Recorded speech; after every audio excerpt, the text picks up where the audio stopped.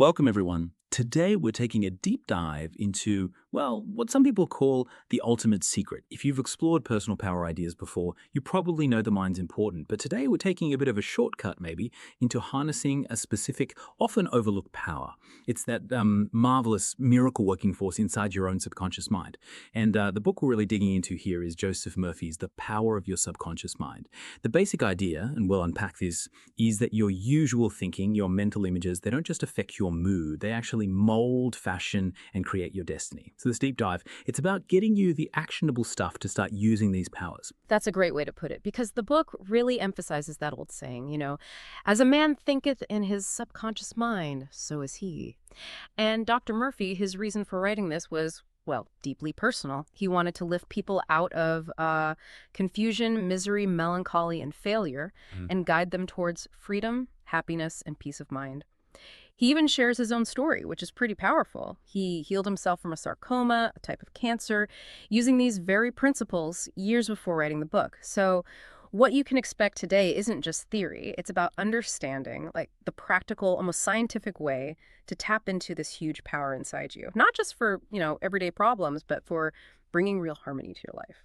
Okay, let's unpack that core concept then. Right. Because it really is the foundation for everything else, isn't it? This idea of having like two levels of mind. You've got the conscious part that plans and thinks, and then the subconscious part that just kind of executes. Yeah. For many of us tracking these ideas, it's maybe not brand new, but what's really striking is how we often misuse this system without even realizing it. Oh, absolutely. The book makes it really clear. Your subconscious, it doesn't argue or debate. It's like a faithful servant. Your conscious mind is the captain on the ship's bridge, right? Giving the orders, setting the direction. Your subconscious is like the crew down in the engine room. They just carry out the orders. They don't ask, are you sure about this destination? It just accepts whatever your conscious mind truly believes as fact. So if you habitually think maybe, oh, I can never afford that, or I'm just not lucky in love, the subconscious takes that as an order, a direct command. And it works behind the scenes to make sure you don't end up in a situation where you could afford it or where you do find that partner. It confirms your belief. And that's where it gets a bit tricky, right? It's not just about shouting negative things at yourself. It's those quieter thoughts, the background beliefs we might not even be fully aware of. So the subconscious is this diligent crew just following orders. Then the quality of those orders, whether they come from inside us or from other people, that becomes absolutely crucial. It really does. And that leads us straight into the huge power of suggestion. The book differentiates between two types. There's auto-suggestion, that's what you tell yourself deliberately, and then there's suggestions you get from others, from the outside world. And the subconscious, like you said, it doesn't filter based on whether it's good or bad for you, it just accepts. There's a really stark example in the book, almost disturbing. This man who kept saying, I'd give my right arm to see my daughter cured. His daughter had severe arthritis and a skin condition, and tragically, the day his arm was torn off in an accident, her conditions vanished. Wow. Yeah. That's incredibly literal. It really drives home the point that it doesn't understand nuance or jokes. Exactly. The book warns your subconscious mind cannot take a joke. It takes you at your word. It's a visceral reminder. Okay, so if that's the power on the negative side, Yeah. the flip side must be just as powerful, right? Mm-hmm. We can consciously feed it positive suggestions to, say, overcome fears or change habits. How does that actually work? Precisely the same mechanism, just used constructively. Take the young singer mentioned in the book. She had terrible stage fright, so she started repeating 3 times a day and before sleep. I sing beautifully. I am poised, serene, confident, and calm. Within a week, apparently, she performed with total confidence. Or there's the example of the 75-year-old woman who felt her memory was failing. She started affirming, my memory from today on is improving in every department. And according to the book, it did. The key is conscious, deliberate autosuggestion. You're using it to counteract maybe years of negative conditioning, things you've told yourself or things others have told you, and you always have the power in your conscious mind to reject negative suggestions from others. Like that story of the relative who was told by a crystal gazer he would die on a certain date. He accepted it completely, and he actually did die then. But the book stresses the gazer had no real power. It was the man's own thought, his acceptance, that caused it. That distinction is so important, accepting versus rejecting. Okay. Now, thinking about thought shaping destiny is one thing, but where it really hits home for a lot of people is health.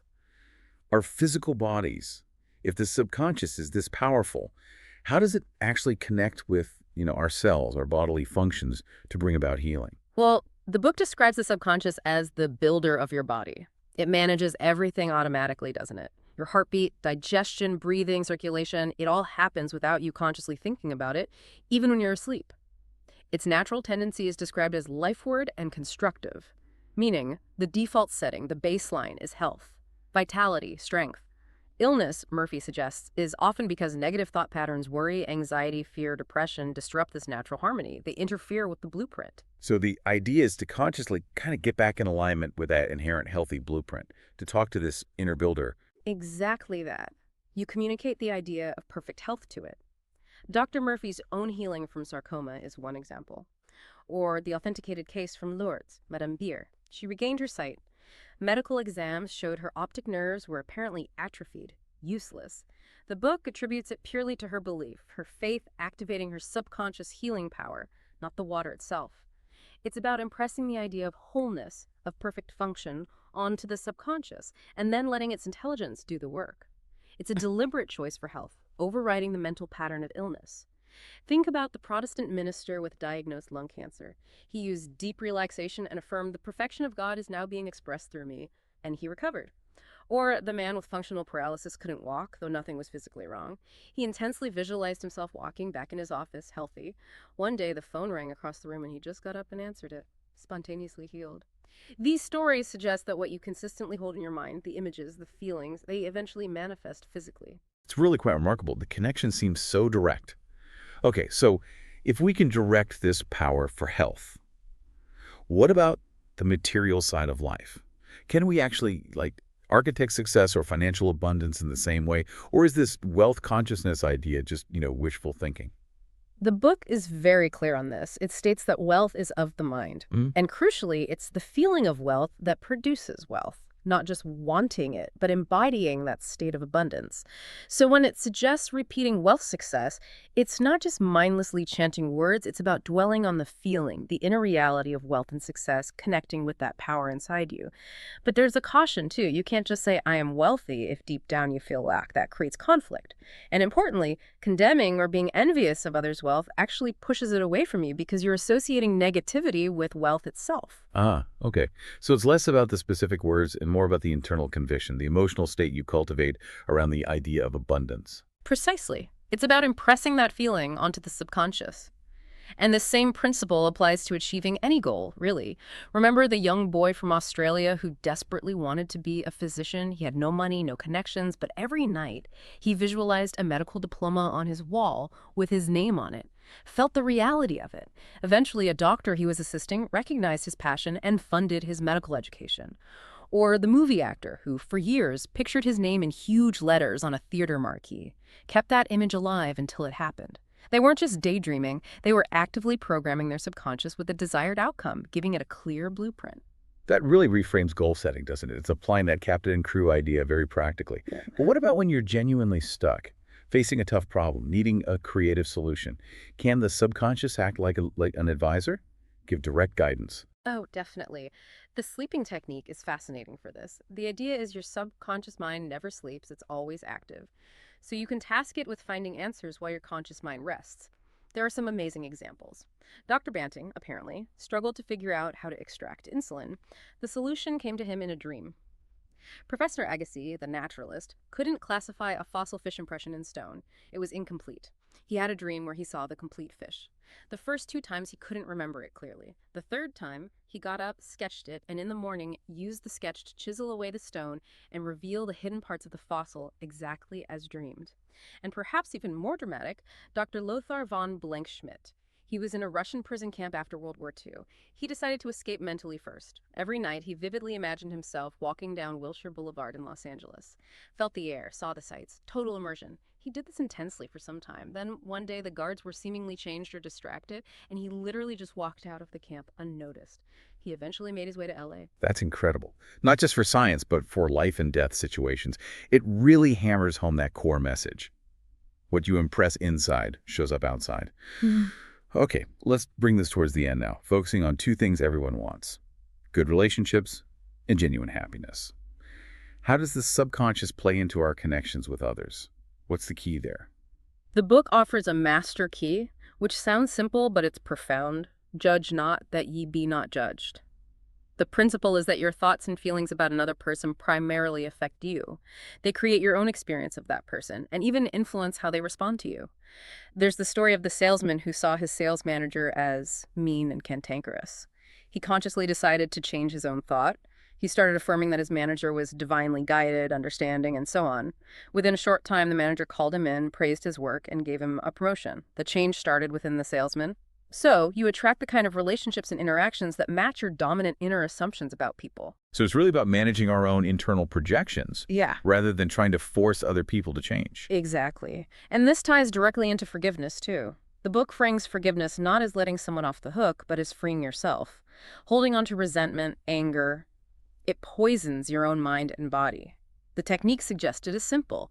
Quiet your mind, relax, let go, and affirm something like, I fully and freely forgive name. I release him mentally and spiritually. I wish for them health, happiness, peace, and all good things.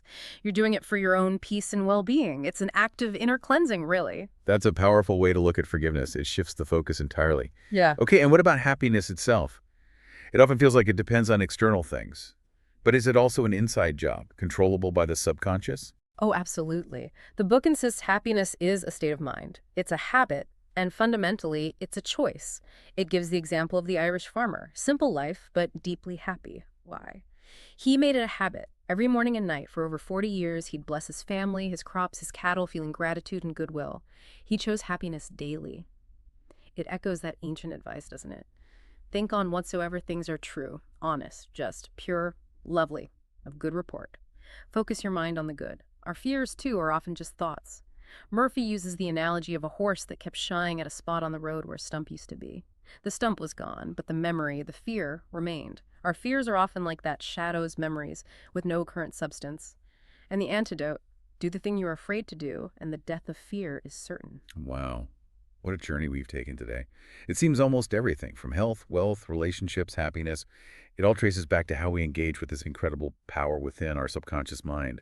It's this sense that it's timeless and spaceless, and its core drive is always lifeward, always towards more life, more expression, more well-being. Precisely. At the end of the day, your mental attitude, the way you think, feel, and believe, determines your destiny. That's the core message. And remember, the book emphasizes there's really only one healing process, faith, and only one fundamental healing power, your subconscious mind. So maybe here's a final thought for you to really sit with, to consider over the next few days.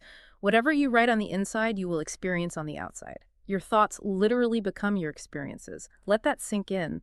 Reflect on that and start to really recognize that the power to truly transform your life, it's already inside you.